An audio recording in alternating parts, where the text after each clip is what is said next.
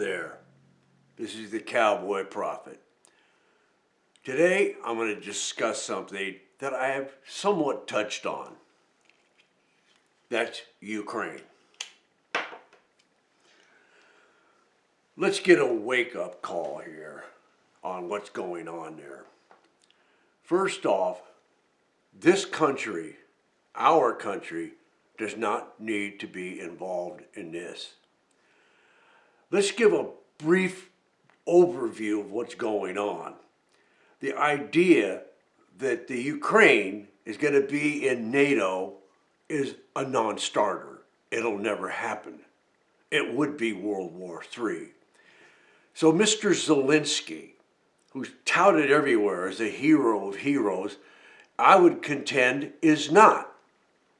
Mr. Zelensky, with his pride and his arrogance, has basically pushed the people of Ukraine into this conflict.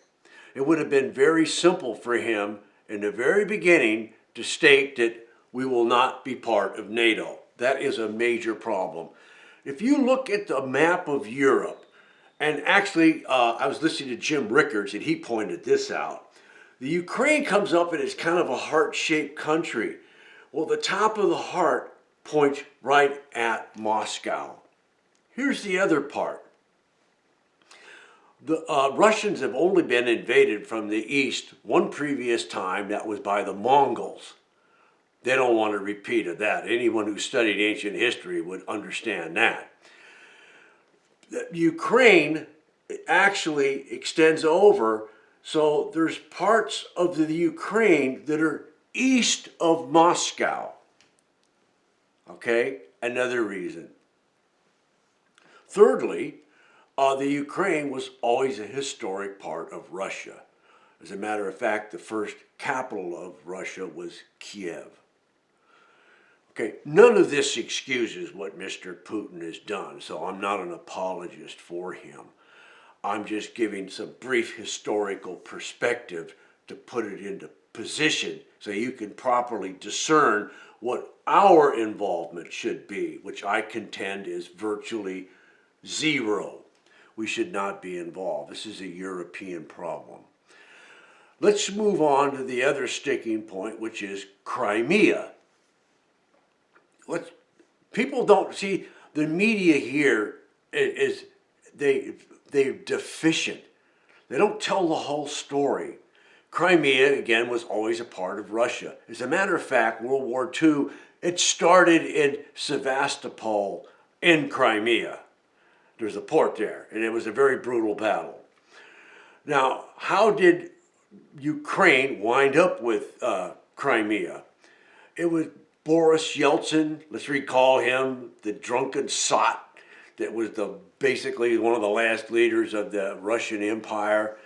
He gave it away in a drunken fit on a foreign journey. He gave it to Ukraine.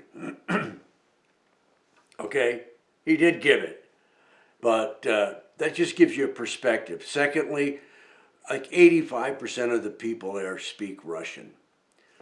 There's a path for peace for the Ukraine. And the path for peace is, first off, Mr. Zelensky standing down a little bit and quit trying to ride on his people's back to build his image up or whatever he's doing. What he should have done in the very beginning was meet with Mr. Putin and have a realistic dialogue. And a realistic dialogue would contain those elements that I spoke of, that we realize we cannot be part of NATO. We just can't. We understand that. It's the equivalent of, like I've stated before, is the Warsaw Pact being on the Mexican border. It's not going to happen. It'll never happen. It'll never, ever, ever happen. Okay? It'll be World War III before they would allow that. Okay? That's reality.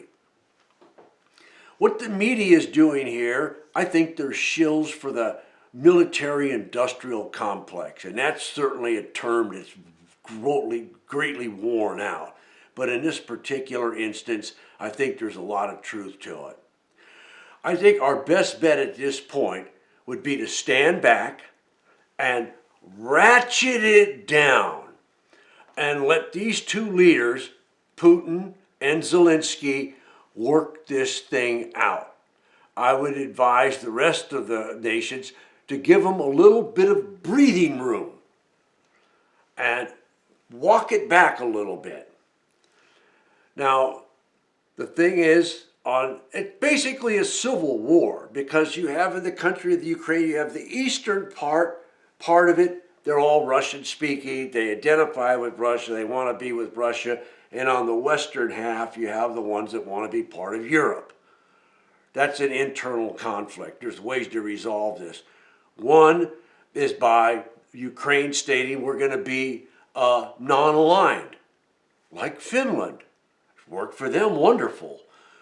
Non-aligned means that you're not secretly with one side or the other. You just say, hey, we're out. We're like Switzerland.